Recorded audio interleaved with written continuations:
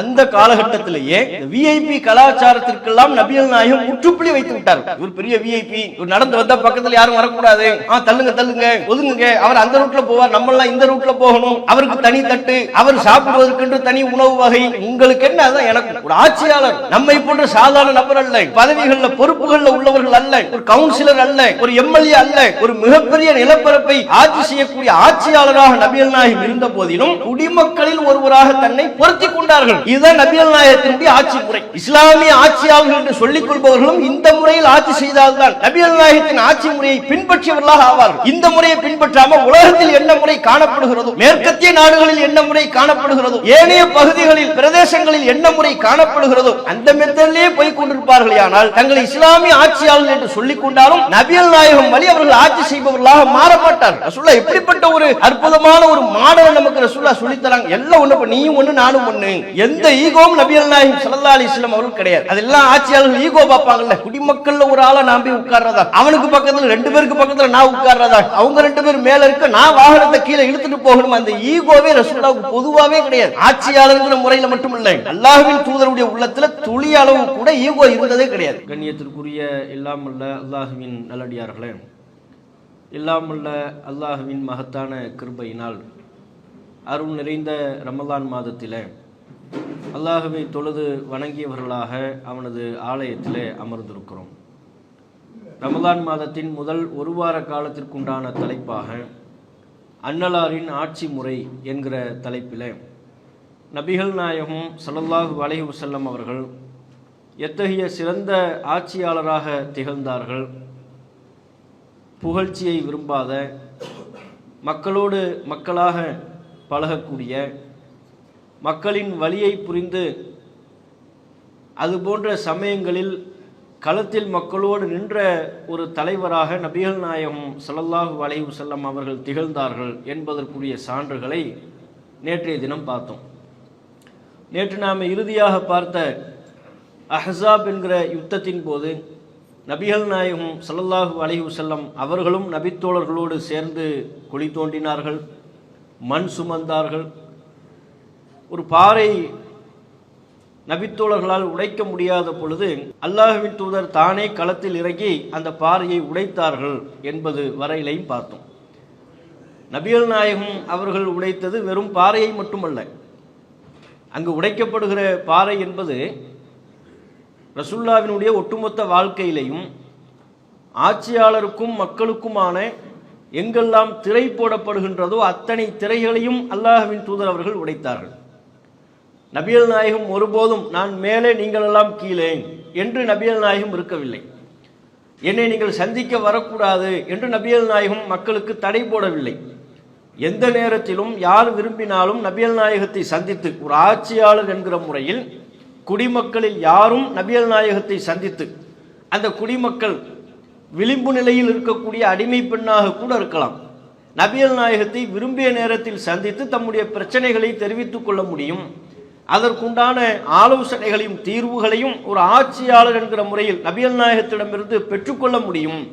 அந்த அளவிற்கு மக்கள் அணுகக்கூடிய ஒரு தலைவராக நபிகள் நாயகம் ஸல்லல்லாஹு அலைஹி வஸல்லம் அவர்கள் இருந்தார்கள். ஆட்சியாளர் என்கிற முறையில் நபிகள் நாயகம் அவர்கள் ஒருபோதும் தனக்கென்று ஒரு தனிச்சலுகையை கோரியதே கிடையாது.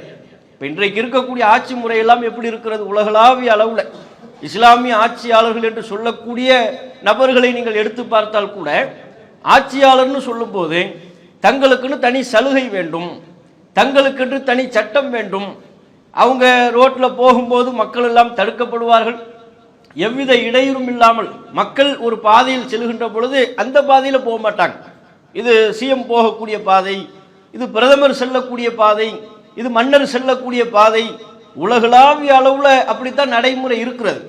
அப்ப அவர்கள் எல்லா வகையிலையும் மக்களை ஆட்சி செய்யக்கூடிய அதிகாரம் வழங்கப்பட்ட ஆட்சியாளர்கள் எல்லா வகையிலையும் தங்களுக்கென்று தனி சலுகை வேண்டும் என்று கோரக்கூடிய காலகட்டத்தில் நாம் வாழ்ந்து கொண்டிருக்கிறோம். நபிகள் நாயகம் காலத்திய மன்னர்களும் அப்படிப்பட்ட தனி சலுகைகளை கோரினார்கள். அதனாலதான் மக்கள் இருந்து அவங்க தனித்து ஒதுங்கி இருந்தாங்க. நபிகள் நாயகம் அப்படி இல்லை, எனக்குன்னு எந்த தனி சலுகையும்லாம் வேண்டாம், உங்களுக்கெல்லாம் என்னவோ அதுதான் எனக்கும். மக்களில் ஒருவராக நபிகள் நாயகம் அவர்கள் தன்னை பொருத்தி கொண்டார்கள். தனக்கென்று தான் ஆட்சியாளர் என்கிற வகையில் எந்த தனிச்சலுகையையும் கோராதவர்களாக நபிகள் நாயகம் இருந்தார்கள். பல சான்றுகளை நாம ரசூலுல்லாஹ்வுடைய வாழ்க்கையில பார்க்கணும். பத்ர் யுத்தம், அந்த பத்ர் யுத்தத்தின் போது இது முஸ்லிம்களின் மீது திணிக்கப்பட்ட ஒரு யுத்தம் என்பதை நாம் அறிவோம். வரலாற்றை படிக்கின்ற பொழுது நாம தெரிந்து கொள்ள முடியும். அதுல எதிரிகள் எல்லா வகையிலும் சக்தி பெற்றவர்களாக இருக்கிறாங்க, வலிமையானவர்களாக இருக்கிறாங்க. எண்ணிக்கையால் அவர்கள் வலிமை பெற்றவர்களாக இருக்கிறார்கள், ஆயுதங்களால் வலிமை பெற்றவர்களாக, வாகனங்களால் வலிமை பெற்றவர்களாக, எல்லா வகையிலையும் எதிரிகள் வலிமை பெற்றவர்களாக இருந்த ஒரு யுத்தம் தான் பத்ர் யுத்தம். அந்த பத்ர் யுத்தத்துல முஸ்லிம்கள் எல்லா வகையிலும் பலவீனமானவர்களாக இருந்தார்கள். எண்ணிக்கை அவங்க 1000ல இங்க 300 பேர்களுக்குரிய வாகனம் இருக்கா? அதுவும் இல்லை. அன்றைய காலகட்டத்தில் வாகனம் என்பது என்ன? ராக்கெட்டா, விமானமா, குதிரை, ஒட்டகம், இது போன்றவைகள் தான் யுத்தத்தில் போது கலந்து கொள்ளக்கூடிய வாகனங்களாக இருந்தது. அப்ப அந்த 300 நபர்களுக்கு தக்க வாகனமும் நபிகள் நாயகம் ஸல்லல்லாஹு அலைஹி வஸல்லம் அவரிடத்துல இல்லை. ரொம்ப குறைவான வாகனம், சொல்ல போனா 100 அளவுக்குள்ள வாகனம் தான் இருக்கு. ஒரு ஒட்டகத்துல, ஒரு வாகனத்துல 3 பேர் ஏறி பயணிக்க வேண்டும். ஒரு ஒட்டகத்தை கொடுத்தோம்னா நீங்க 3 பேர் இதுல டிராவல் பண்ணிக்கங்க, நீங்க 3 பேரும் சேர்ந்து இந்த ஒட்டகத்தில் பயணித்துக் கொள்ளுங்கள் அப்படின்னு கொடுக்கணும். அப்படி பங்கிட்டு கொடுக்கக்கூடிய நிலைதான் இருந்தது. 3 பேருக்கு ஒரு ஒட்டகம் என்கிற வீதத்தில் பங்கிடப்படும் பொழுது 3 பேர் ஒரே நேரத்தில் ஒட்டகத்தில் ஏறி உட்கார முடியுமா? 3 பேரும் ஒரே நேரத்தில் ஒட்டகத்தில் ஏறி உட்கார்ந்தோம்னா ஒட்டகம் அங்கேயே படுத்துட வேண்டியதுதான், பயணம் பண்ண முடியாது, அங்கேயே ஸ்டாப் ஆகி நிற்க வேண்டியதுதான். அப்ப என்ன செய்யலாம்? 2 பேர் ஒட்டகத்தில் ஏறி பயணிப்பாங்க.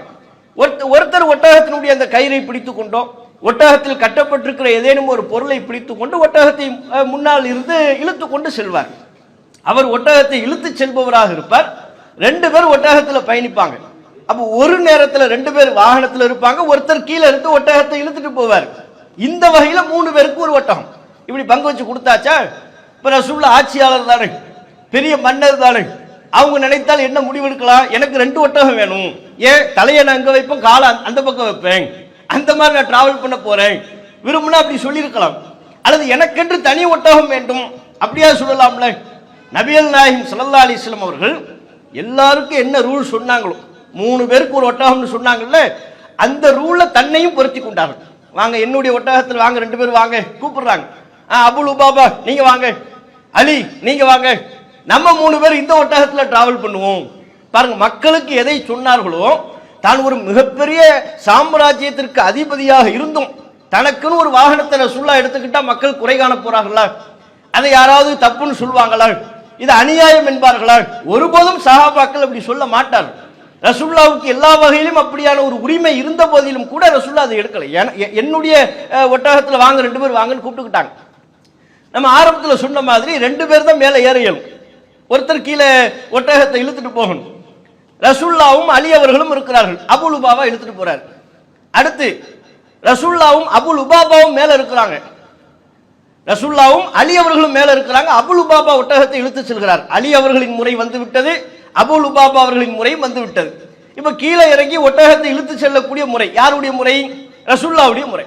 ரசூலுல்லாஹ் கீழே இறங்க முற்படும் பொழுது 2 நபித்தோழர்களும் சேர்ந்து, அலி ரலியல்லாஹு அன்ஹு அவர்களும் அபு லுபாபா ரலியல்லாஹு அன்ஹு அவர்களும் சேர்ந்து நபிகள் நாயகத்திடம் சொன்னார்கள், இருக்கம் அல்லாஹ்வின் தூதரே, நீங்க அதிலே உட்கார்ந்து வாங்க, இந்த ஒட்டகத்திலேயே நீங்கள் பயணியுங்கள், ஹத்தா நம்ஷிய அன்க, உங்கள் சார்பாக நாங்கள் இருவரும் நடக்கின்றோம். உங்க முறை கீழே நீங்க இறங்கக்கூடிய முறை வரும் பொழுது உங்க சார்பாக நாங்க 2 பேரும் மாறி மாறி கீழே ஒட்டகத்தை இழுத்துக்கிறோம், நீங்க ஒட்டகத்திலேயே அமர்ந்து கொள்ளுங்கள் அப்படின்னு சொன்னாங்க. சொன்ன உடனே நபிகள் நாயகம் ஸல்லல்லாஹு அலைஹி வஸல்லம் அவங்க சொன்னாங்க, மா அன்துமா பி அக்வா மின்னி, அதுக்கெல்லாம் நான் சம்மதிக்க மாட்டேன். என் முறை வருகின்ற பொழுது நான் கீழே இறங்கிடுவேன். ஏன்? நீங்கள் இருவரும் என்னை விட வலிமையானவர்களா? என்னை விட உடல் வலிமை உங்களுக்கு இருக்கின்றதா? உடல் வலிமை என்று பார்த்தாலும் நீங்கள் இருவரும் என்னை விட மிஞ்சியவர்கள் அல்ல. ஒமா அன பி அகுனா அனில் அஜ்ரி மின்குமா, உங்கள் இருவருக்கும் எந்த நன்மை தேவைப்படுகிறதோ அதை விட்டு நான் தேவையற்றவன் அல்ல, எனக்கு நன்மை வேணும். எப்படி 2 விஷயத்தை ரசூல் ஸல்லல்லாஹு அலைஹி வஸல்லம் அவங்க முன் வைக்கிறாங்க. அது என்னப்பா அது? என்னையே இறங்கக்கூடாதுன்னு சொல்றீங்க, நீங்க 2 பேர் மட்டுமே நன்மையை கொள்ளடிக்கலாம்னு பாக்குறீங்களா? எனக்கு அந்த நன்மை வேண்டாமா? உங்கள் இருவருக்கும் எந்த நன்மை தேவைப்படுகிறதோ அந்த நன்மையை விட்டு, அந்த இறை கூலியை விட்டு நான் தேவையற்றவன் அல்ல, அதெல்லாம் நான் விட்டு கொடுக்க மாட்டேன், நன்மையை நான் விட்டு கொடுக்க மாட்டேன்ட்டாங்க. இப்படி சொன்ன ஒரு ஆட்சி தலைவர் உண்டா? நம்மெல்லாம் சர்வ சாதாரண நன்மை என்று சொன்னால் அடுத்தவர்களுக்கு விட்டு கொடுப்போம். தொழுகைக்கு வருவோம், முதல் சப்பில் இடம் இருக்கும், இவர் ஆல்ரெடி அந்த கர்ச்சீப்பை போட்டாராம், கர்ச்சீப்பையோ அல்லது செல்போனையோ முன்னால போட்டார்னு வைங்க, 10 பேர் சேர்ந்து புல்டோசரை வச்சு தள்ளுனாலும் தள்ள மாட்டார். என் பொருள் இங்க இருக்கு, நான் இங்கத்தான் நிற்பேன், நின்னா இங்க நின்று தான் துழுவேன். இவர் வலை பக்கத்தில் உள்ளவர் தள்ளி விடுவார், போப்பா முன்னால் இடம் இருக்குல்ல, நீ போ, நீ போ. எது முதல் சப்புல இடம் இருக்கும். அப்படி இடம் இருக்கின்ற பொழுதும் நாம முந்திக் கொள்ளாம அடுத்தவர்களை தள்ளி வைப்போம். இன்னும் சில நேரங்கள்ல இக்காமத்து சொல்லத்துக்கு ஆள் இல்லாத பொழுது இமாம் என்ன செய்வார், மைக்கை கொடுத்து இக்காமத்து சொல்லுங்குவார். அவர் பவ்யமா மைக்கை வாங்கி, நீங்க சொல்றீங்களா, அடுத்த ஆள்கிட்ட கொடுப்பார், நீங்க சொல்லுங்களேன், இந்த இடது பக்கம் நீங்க கொடுங்க, நீங்க சொல்லுங்க. இதெல்லாம் என்ன காரணம்? நன்மையை நம்ம விட்டு கொடுக்கிறது. இதே இமாம் நீங்க முதல் சப்பில் வந்துட்டீங்க, இந்தாங்க பிடிங்க 1 லட்சம் நம்ம கையில தந்தாருன்னா அதை வாங்கி அடுத்தவங்கிட்ட கொடுப்போமா? 1 லட்சமா எனக்கு வேண்டாம் பாய், நீங்க ஒரு 50,000 வச்சுக்கிறீங்களா, இந்தாங்க நீங்க ஒரு 50,000 வச்சுக்கோங்க, அடுத்தவங்களுக்கு கொடுப்போமா? நம்ம நன்மை நம்மட்டு என்ன, முதல் சப்புல வர்றதுக்குன்னு பெரிய நன்மைகள் இருக்கிறது. அதுபோல பாங்கு இக்காமத்து சொல்வதற்கென்று சில நன்மைகள் இருக்கிறது. அதையெல்லாம் நம்ம இலகுவா அடுத்தவர்களுக்கு விட்டு கொடுத்துருவோம். அப்ப இங்க வணக்க வழிபாட்டு ரீதியான அந்த பார்வையும் நம்ம முன்வைக்க இயலும். நபிகள் நாயகம் ஸல்லல்லாஹு அலைஹி வஸல்லம் அவர்கள் நன்மையை விட்டு கொடுப்பதற்கு நான் தயாரில்லை, இது இபாதத்து சம்பந்தப்பட்ட ஒரு பார்வை. அதை மட்டும் ரசூலுல்லாஹ் அந்த பார்வையை மட்டும் முன்வைக்கல. உடல் வலிமையில உங்களை விட நான் திடகாத்திரமானவன், நான் ஆரோக்கியமானவன். அது என்ன என்ன நீங்க உட்கார சொல்றீங்க, உங்களுக்கு என்னவோ அதுதான் எனக்கும், நான் எனக்கு தனி சலுகையெல்லாம் வேண்டாம் என்று நபிகள் நாயகம் ஸல்லல்லாஹு அலைஹி வஸல்லம் அவர்கள் அந்த தனி சலுகையை மறுத்து விட்டார்கள் என்கிற செய்தியை அகமதுல பதிவு செய்யப்பட்டிருக்கிற செய்தியாக 3965வது இலக்கத்தில் பதிவு செய்யப்பட்ட செய்தியா பார்க்கணும். அப்ப பாருங்க, அந்த காலகட்டத்திலேயே இந்த விஐபி கலாச்சாரத்திற்கெல்லாம் நபிகள் நாயகம் முற்றுப்புள்ளி வைத்து விட்டார். இவர் பெரிய விஐபி, இவர் நடந்து வந்தா பக்கத்தில் யாரும் வரக்கூடாது, தள்ளுங்க தள்ளுங்க ஒதுங்குங்க, அவர் அந்த ரூட்ல போவார், நம்மளாம் இந்த ரூட்ல போகணும், அவருக்கு தனி தட்டு, அவர் சாப்பிடுவதற்கென்று தனி உணவு வகை, இந்த பேச்சு உங்களுக்கு என்ன, அதுதான் எனக்கும். ஒரு ஆட்சியாளர் நம்மை போன்ற சாதாரண நபர் அல்ல, ஒரு ஏனைய பதவிகளில் பொறுப்புகளில் உள்ளவர்கள் அல்ல, ஒரு கவுன்சிலர் அல்ல, ஒரு எம்எல்ஏ அல்ல, ஒரு மிகப்பெரிய நிலப்பரப்பை ஆட்சி செய்யக்கூடிய ஆட்சியாளராக நபிகள் நாயகம் இருந்த போதிலும் குடிமக்களில் ஒருவராக தன்னை பொருத்தி கொண்டார்கள். இதுதான் நபிகள் நாயகத்தினுடைய ஆட்சி முறை. இஸ்லாமிய ஆட்சியாளர்கள் என்று சொல்லிக் கொள்பவர்களும் இந்த முறையில் ஆட்சி செய்தால்தான் நபிகள் நாயகத்தின் ஆட்சி முறையை பின்பற்றியவர்களாக ஆவார்கள். இந்த முறையை பின்பற்றாம உலகத்தில் என்ன முறை காணப்படுகிறதோ, மேற்கத்திய நாடுகளில் என்ன முறை காணப்படுகிறதோ, ஏனைய பகுதிகளில் ஏனைய பிரதேசங்களில் என்ன முறை காணப்படுகிறதோ அந்த மெத்தடிலே போய் கொண்டிருப்பார்கள். ஆனால் தங்களை இஸ்லாமிய ஆட்சியாளர்கள் என்று சொல்லிக் கொண்டாலும் நபிகள் நாயகம் வழி அவர்கள் ஆட்சி செய்பவர்களாக மாற மாட்டார்கள். ரசூலுல்லாஹ் எப்படிப்பட்ட ஒரு அற்புதமான ஒரு மாடலை நமக்கு ரசூலுல்லாஹ் சொல்லித்தராங்க. எல்லாம் ஒண்ணு, நீயும் ஒண்ணு நானும் ஒண்ணு, எந்த ஈகோவும் நபிகள் நாயகம் ஸல்லல்லாஹு அலைஹி வஸல்லம் அவர்கள் கிடையாது. அதெல்லாம் ஆட்சியாளர்கள் ஈகோ பார்ப்பாங்கல்ல, குடிமக்கள்ல ஒரு ஆளை நான் போய் உட்கார்றதா, அவனுக்கு பக்கத்துல 2 பேருக்கு பக்கத்துல நான் உட்கார்றதா, அவருக்கு அவங்க 2 பேர் மேல இருக்க நான் வாகனத்தை கீழே இழுத்துட்டு போகணும், அந்த ஈகோவே ரசூலுல்லாஹ்வுக்கு பொதுவாவே கிடையாது. ஆட்சியாளர்ங்கிற முறையில மட்டும் இல்லை, அல்லாஹ்வின் தூதருடைய உள்ளத்துல துளி அளவு கூட ஈகோ இருந்ததே கிடையாது. எல்லா வேலையும் ரசூலுல்லாஹ் பார்ப்பாங்க. ஆயிஷா ரலியல்லாஹு அன்ஹா அவங்க இடத்துல நபிகள் நாயகத்தை பத்தி கேட்கறாங்க, ரசூலுல்லாஹ் வீட்டுல எப்படி இருப்பாங்க, என்ன மாதிரி வேலைகள்லாம் பார்ப்பாங்களா, என்ன மாதிரி வேலைகள் பார்ப்பாங்க சொல்லுங்கன்னு கேட்கறாங்க. ஆயிஷா ரலியல்லாஹு அன்ஹா அவங்க சொல்றாங்க, நமக்கெல்லாம் ஒரு சிறந்த பாடம் அது. யக்ஸிஃபுன் அலஹு, நபிகள் நாயகம் தம்முடைய வீட்டில் தனது செருப்பை தானே சரி செய்து கொள்வார்கள். செருப்பு வார அதிர்ச்சி, செருப்புல சின்ன பிரச்சனை, தனது செருப்பை தானே சரி செய்து கொள்வார்கள். வயகீது தௌபஹு, தனது கிழிந்து போன ஆடைகளை தானே தைத்துக் கொள்வார்கள். ஆடைய ஏதாவது கிழிஞ்சிருக்குன்னு சொன்னா கிழிந்து போன தம்முடைய பழைய ஆடைகளை தாமே தைத்துக் கொள்வார்கள். வயஅமலு ஃபீ பைத்திஹி கமா யஅமலு அஹதுக்கும் ஃபீ பைத்திஹி, உங்களில் ஒருவர் தமது வீட்டில் இருக்கின்ற பொழுது என்னென்ன அலுவல்களில் நீங்கள் ஈடுபடுவீர்களோ அத்தனையும் நபிகள் நாயகம் ஸல்லல்லாஹு அலைஹி வஸல்லம் அவர்கள் செய்வார்கள். அதெல்லாம் ஈகோ பார்க்க மாட்டாங்க. தான் செருப்பை தானே தைத்துக் கொள்வார்கள், தன்னுடைய கிழிந்த ஆடையை தானே சரி செய்து கொள்வார்கள், வீட்டு வேலைகளில் எங்களுக்கு உதவியாக இருப்பார்கள். எப்படி சொல்றாங்க பாருங்க, இந்த சர்டிபிகேட் யாரு கொடுக்கணும், வீட்டில் இருக்கிற மனைவிமார்கள் கொடுக்கணும். இப்ப இன்றைக்கு இருக்கக்கூடிய நம்முடைய வீட்டில் மனைவிமார்கள்ட்ட கேட்கணும், எப்படி உங்க வீட்டுக்காரர் உங்களுக்கு ஹெல்ப்லாம் பண்ணுவார், ஹெல்ப்பா உபத்திரவம் பண்ணாம இருந்தா போதும், கிச்சனுக்கு வந்து அதை எடுத்து இதை மாத்தி இதை எடுத்து அதை மாத்தி வெண்ணி போட்டாலே பெரிய அதிசயம், அவர் எங்களுக்கு ஹெல்ப் வேற பண்ணணுமா, இப்படிதான் பதில்கள் வரும். ஆனா நபிகள் நாயகம் ஸல்லல்லாஹு அலைஹி வஸல்லம் அவர்களை பற்றி என்ன பதில் வருது, வீட்டில் எல்லா வேலையும் அவங்க பார்ப்பாங்க, இது அதெல்லாம் பிரிச்சு பார்க்கறது இல்லை. செருப்பு தைக்கிறதா இருந்தால் தைச்சுக்குவாங்க, அவங்க செருப்பு அவங்களை தைத்துக் கொள்வார்கள், அவங்க கிழிஞ்சு போன ஆடை அவங்களை தைத்துக் கொள்வார்கள், எங்களுக்கு வீட்டு வேலைகளில் கூட ஒத்தாசையாக இருப்பார்கள். என்ன காரணம், ரசூலுல்லாஹ்வுடைய மைண்ட்ல நான் பெரிய ஆளு, வீட்டுக்குள்ள போகும்போது குடும்ப தலைவனாக தன்னை கருதுவார்கள். ஆட்சி செய்கின்ற காலகட்டத்திலேயே குடிமக்கள்கிட்டயே வேறுபாடு காட்டலையே. ஆனா ஆட்சியாளர் என் பக்கத்தில் நிக்காத, என்னை விட்டு தள்ளிப்போ, எனக்கு தனி சலுகை காட்டு கோரலையே. ஆட்சியாளராக இருக்கின்ற பொழுதே ஈகோ இல்லாம ஒரு ஆட்சி செய்யக்கூடிய ஒரு முறையை கடைபிடிக்கின்ற பொழுது குடும்பத்தில் பார்ப்பாங்களா? அந்த சிந்தனையே நபிகள் நாயகம் ஸல்லல்லாஹு அலைஹி வஸல்லம் அவர்களுக்கு இருந்ததில்லை. அதைத்தான் நம்ம பார்க்கணும். ரசூலுல்லாஹ்வுடைய ஒட்டுமொத்த வாழ்க்கையிலையும் அந்த அம்சம் பிரதிபலிப்பதை நீங்க பார்க்க இயலும். ஒரு முறை பள்ளிவாசல்ல தொழுகைக்காண்டி வர்றாங்க, கிப்லாவுக்கு நேராக போறாங்க. கிப்லா திசையில எச்சில் உமிழப்பட்டிருக்கிறது, சுவத்துல சளி இருக்கு. நபிகள் நாயகம் ஸல்லல்லாஹு அலைஹி வஸல்லம் யாரு? அல்லாஹ்வினுடைய தூதர், ஒரு ஆட்சியாளர். பள்ளிவாசல்ல தமக்கு கண்ணுக்கு முன்பாக கிப்லா திசையில எச்சில் உமிழப்பட்டிருப்பதை பார்த்துட்டு தம்முடைய கையால் அதை சுரண்டினார்கள். ஃபஹக்கஹு பியதிஹி, தம்முடைய கையால் அதனை சுரண்டினார்கள். புகாரில 407வது செய்தி. சுரண்டி விட்டு மக்களுக்கு சொன்னாங்க, நீங்க தொழுகையில் நிற்கும் போது அல்லாஹ்வோட உரையாடி கொண்டிருக்கிறீர்கள், தொழுகையில் நிற்கும் போது கிப்லா திசையை முன்னோக்கி நீங்கள் எச்சில் உமிழாதீர்கள். காலுக்கடியில் அவசியம் என்றால் ஒரு கிழிந்த ஏதேனும் ஒரு ஆடையின் ஒரு ஓரத்தில் எச்சில் உமிழ்ந்து விட்டு ஆடையை கசக்கி கொள்ளுங்கள் அப்படின்னாங்க. ஏன்னா அன்றைய காலகட்டத்தில் இது மாதிரி டைல்ஸ் எல்லாம் கிடையாது, விரிப்புகள் இல்லை, வெறும் வெற்று மணல்ல தான் அவங்க தொழுகைக்கு வந்து தயாராகி நின்றார்கள். அதனால நபிகள் நாயகம் சொன்னாங்க, அதிகமா எச்சில் வருதா, ஆடையின் ஒரு ஓரத்துல எச்சிலை உமிழ்ந்து விட்டு கசக்கி கொள்ளுங்கள், இல்லையா காலுக்கடியில் எச்சிலை துப்பி விட்டு மண்ணால் மூடி விடுங்கள். அப்ப மண் இருக்குது, காலுக்கடியில் எச்சிலை துப்பி விட்டு மண்ணால் மூடிக்கொள்ளுங்கள். அது அல்லாம கிப்லா திசையை முன்னோக்கி எச்சில் உமிழாதீர்கள். காரணம் ஃபஇன்னஹு யுனாஜி ரப்பஹு, அவர் தம்முடைய இறைவனோடு உரையாடி கொண்டிருக்கிறார். தொழுகையில் நிற்கும் போது சும்மா இல்லை, அல்லாஹ்வுக்கு முன்னால் நிற்கிறோம், அல்லாஹ்வோடு உரையாடி கொண்டிருக்கிறோம் என்று நபிகள் நாயகம் ஸல்லல்லாஹு அலைஹி வஸல்லம் அவர்கள் நபி தோழர்களுக்கு அறிவுரை வழங்கினார்கள். இந்த சம்பவத்தில் நாம கவனிக்க வேண்டியது என்ன? இதுல வணக்க வழிபாடு சார்ந்த அம்சமும் இருக்கிறது. இறையச்சம் எந்த அளவிற்கு ஒவ்வொரு முஸ்லிமுக்கும் இருக்க வேண்டும் என்கிற அறிவுரையை ரசூலுல்லாஹ் முன்வைக்கிறாங்க, அதையும் நாம பார்க்கிறோம். ஒரு ஆட்சியாளர் இதையெல்லாம் செய்ய முடியுமா?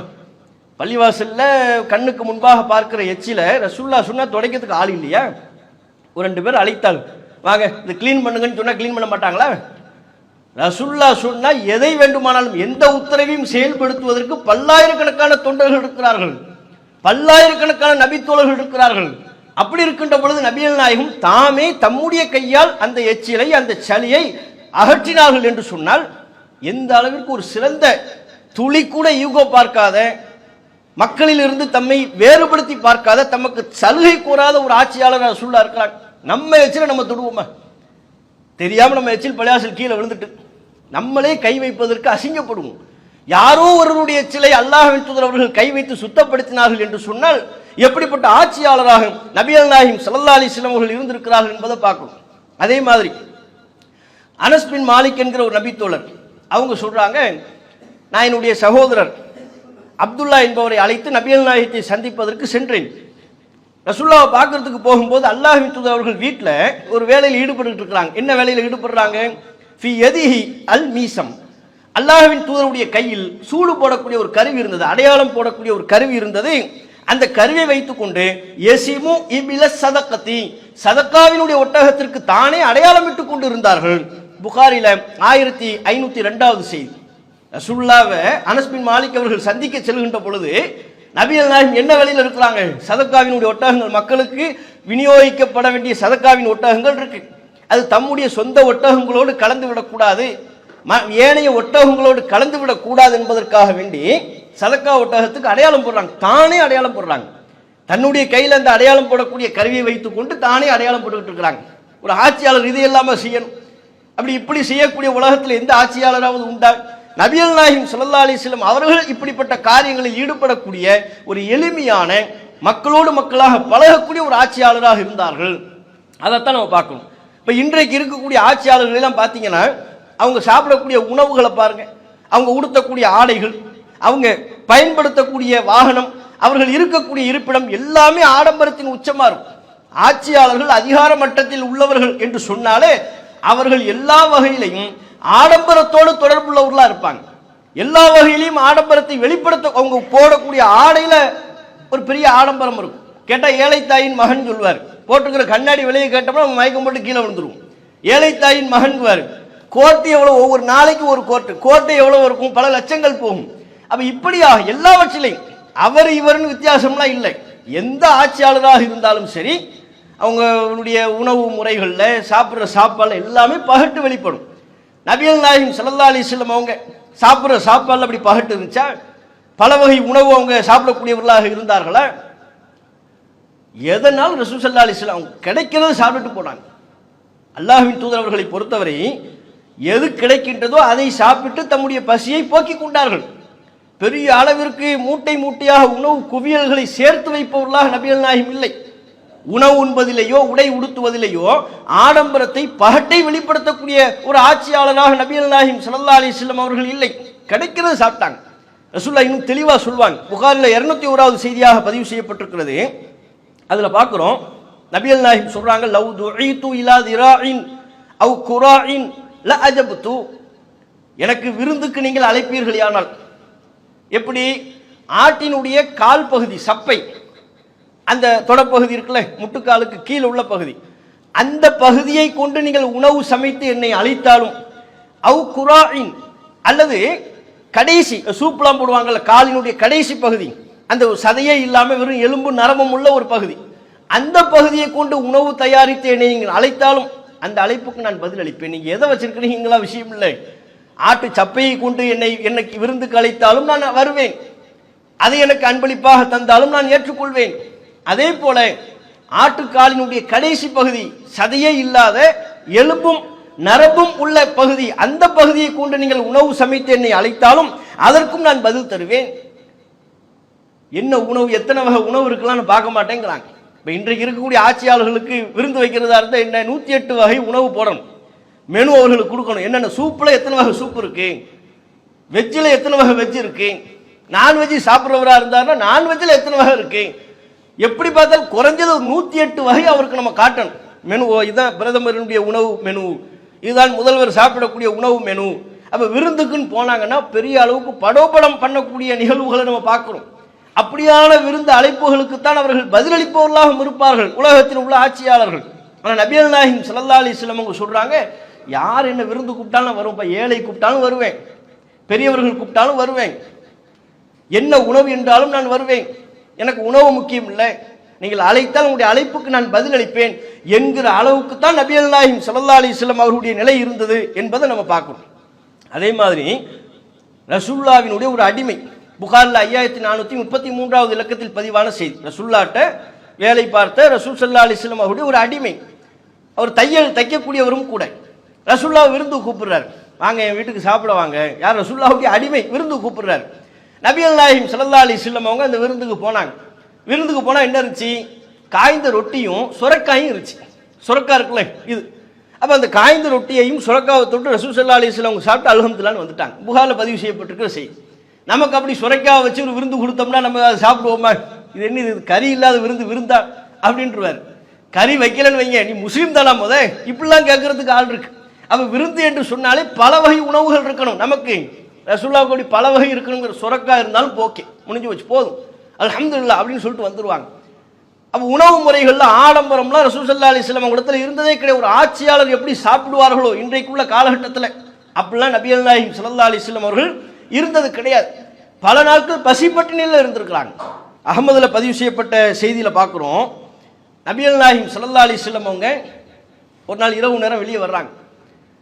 வெளியே வந்தால் அபூபக்கர் ரலியல்லாஹு அன்ஹு அவங்க எதிர்படுறாங்க. அபூபக்கர் அவர்கள் நபிகள் நாயகத்தை பார்த்து கேட்கிறார்கள். ரசூலுல்லாஹ் அபூபக்கரை கேட்குறாங்க, அபூபக்கர் அவர்களை எதுக்கு நீங்கள் வெளியே வந்திருக்கிறீங்க? இல்லை கொஞ்சம் அப்படியே பார்க்க வந்தேன், உங்களை பார்க்க வந்தேன், பேச வந்தேன் அப்படின்னு சொல்லிட்டு, பசி சாப்பிட்றதுக்கு ஒன்றும் பெருசாக இல்லை, அதான் வெளியே வந்தேன், பசியை மறக்கிறதுக்கு காலார நடந்துக்கிட்டு இருக்கிறேன் அப்படிங்கிறாங்க. உமர் வந்துட்டார். உமர்கிட்ட கேட்குறாங்க ரசூலுல்லாஹ், மா அக்ரஜக்கையா உமர், உமர் அவர்களே நீங்கள் எதுக்கு இப்போ வந்தீங்க? இல்லை அல்லாஹ்வின் தூதரே சாப்பிட்றதுக்கு ஒன்றும் இல்லை, பசியாக இருக்குது, சரி இப்படி பசியை மறப்புமேன்னு காலார நடந்துக்கிட்டு இருக்கிறேன். அவங்க ரெண்டு பேரும் ரசூலுல்லாஹ்ட்ட கேட்குறாங்க, அல்லாஹ்வின் தூதரே நீங்களும் இந்த நேரத்தில் வெளியே வந்திருக்கிறீங்களே, உங்கள் இருவரையும் எது வெளியேற்றியதோ அதுவே என்னையும் வெளியேற்றியது அப்படின்னாங்க. உங்கள் இருவரையும், நீங்கள் இருவரும் வெளியே வருவதற்கு எது காரணமோ அதுதான் எனக்கும் காரணம். என்ன? பசி, சாப்பிட்றதுக்கு ஒன்றும் இல்லை, பசியை மறப்பதற்கு காலார நடந்து கொண்டிருக்கிறோம் அப்படிங்கிறாங்க. 3 பேருமே. யார்? ரசூலுல்லாஹ் அவங்க. இதெல்லாம் மதீனாவில் நடந்த சம்பவம். ஆட்சியாளராக இருக்கின்ற பொழுது என்ன அவங்ககிட்ட இல்லை, என்ன வளம் இல்லை, எல்லா வளமும் இருந்தது, கேட்டால் கொடுப்பதற்கு பல்வேறு விதமான நிலைகள் இருந்தது, வழிமுறைகள் இருந்தது. இருந்த போதிலும் கூட நபிகள் நாயகம் ஸல்லல்லாஹு அலைஹி வஸல்லம் அவர்கள் ஆடம்பரத்தை தவிர்த்த ஒரு தலைவராக நபிகள் நாயகம் அவர்கள் இருந்தார்கள். அந்த வழியையே அபூபக்கர் அவர்களும் பின்பற்றினார்கள், அந்த வழியவே உமர் அவர்களும் பின்பற்றினார்கள் என்பதைத்தான் இது காட்டுது. அடுத்தடுத்த ஆட்சியாளர்கள் எல்லாம் 3 பேருடைய நிலையை பாருங்க. சாப்பிட்றதுக்கு ஒன்றும் இல்லை, பசியை மறக்க நடந்துகிட்டு இருக்கிறோம். நம்மளும் நடப்போம். நம்ம எதுக்கு நடப்போம்? சாப்பிட்டது நெஞ்சு வரையும் போயிருக்கும். அதுவும் நோன்பு காலத்தில் சொல்லவே வேண்டாம். இவர் சாப்பிட்றது இருக்கே, கஞ்சி குடிக்கிறது போக அதுக்கு மேல் கொண்டு சம்சா வடை, நம்ம வெள்ளை கலரில் கஞ்சி கொடுத்தோம்னா இவர் அந்த சம்சா பஜ்ஜி எல்லாத்தையும் கொட்ராக்குள்ளே கொட்டி சிவப்பு கலரில் குடிப்பார், ரத்த கலரில் குடிப்பார். பள்ளிவாசல் நிர்வாகம் பார்த்தாங்கன்னா இந்த கஞ்சி நாங்கள் காய்ச்சவே இல்லையேன்றுவாங்க. இது எங்குள்ள கஞ்சி அதை சொல்லும் போத, இது எங்க நிர்வாகத்தில் இந்த கஞ்சி நாங்கள் காய்ச்சலையே, யாருக்கு இந்த கஞ்சியை உட்காந்து குடிச்சிக்கிட்டு இருக்கீங்க? இல்லை இன்னும் கவலைப்படாதீங்க, உங்க கஞ்சி தான். ஒரு 2-3 கலர் சட்னி உள்ளுக்குள்ள இருக்குது, ஒரு பஜ்ஜி 2 பஜ்ஜி உள்ள போயிருக்குது, 3 சம்சா உள்ள போயிருக்குன்னு சொல்லிடுவார். இப்படி சாப்பிட்டுட்டு நெஞ்சுக்கு மேல இருக்கும். அதோட மகரிப் தொழுதோம்னா அவ்வளவுதான், உள்ளதெல்லாம் வெளியே வந்துடும்னு ஒரு 10 நிமிஷம் கழிச்சு, ஒரு அரை மணி நேரம் கழிச்சு மகரிப் தொழுவோம்னு சொல்றதுக்கும் ஆள் இருக்கு. அதுக்கு மேல் கொண்டு அப்படி கொஞ்சம் காலார நடப்போம். எதுக்கு? சாப்பிட்ட சாப்பாடு செரிக்கிறதுக்கு. சாப்பிட்ட சாப்பாடு செரிப்பதற்கு காலார நடப்போம். இங்க ரசூல்லா, அபூபக்கர், உமர் அவர்கள் பசியை மறப்பதற்கு நடந்து கொண்டிருந்தார்கள். அப்ப ரசூல்லா சொன்னாங்க, வாங்க நம்ம அபுல் ஹைத்தம் அவரை போய் சந்திப்போம், அவருடைய தோட்டத்திற்கு செல்வோம். அபுல் ஹைத்தம் ஒரு அன்சாரி நபித்தோழர், அவருக்கென்று ஒரு தோட்டம் இருந்தது. அந்த தோட்டத்தில் பேரிச்சம்பழம் பல உணவுகள்லாம் இருக்கும், பேரிச்சம்பழம் பழங்கள்லாம் கொடுப்பாங்கல்ல, அதை எதிர்பார்த்து ரசூல்லா போறாங்க. வாங்க நம்ம அபுல் ஹைத்தம் அவர்களை போய் சந்திப்போம். ஏன்னா 2 பேரும் பசியில் இருக்கிறத பார்க்குறாங்க ரசூல்லா. அவங்களுக்கே மனசு தாங்கலை, வாங்க போவோம்னு சொல்லி அபுல் ஹைத்தம் வீட்டுக்கு போறாங்க. அபுல் ஹைத்தம் அவர்கள் அந்த நேரத்தில் இல்லை, இங்கே அவங்க மனைவிட்ட பேசிக்கிட்டு இருக்கிறாங்க. அபுல் ஹைத்தம் வந்துட்டாங்க. ரசூல்லா, அபூபக்கர், உமர் 3 பேரையும் பார்த்த உடனே, இன்றைய தினம் நான் பெற்றிருக்கிற விருந்தாளிகளைப் போல் வேறு எவரும் விருந்தாளிகளை பெறவில்லை, வாங்க வாங்கன்னு ரொம்ப மகிழ்ச்சியாக கூப்பிடுறாங்க. வாங்க தோட்டத்துக்கு வாங்க. தோட்டத்துக்குள்ள உட்கார வச்சுட்டு நேராக போறார். ஃப்ரெஷ்ஷாக ஒரு பேரித்தம்பழம், அந்த பேரித்தம்பழ கொலையை பிடுங்குறாரு. நல்ல நீர், குளிர்ந்த நீர் 2ஐயும் வச்சுட்டு நீங்கள் சாப்பிடுங்க அந்த வரன்ட்டு போறார்.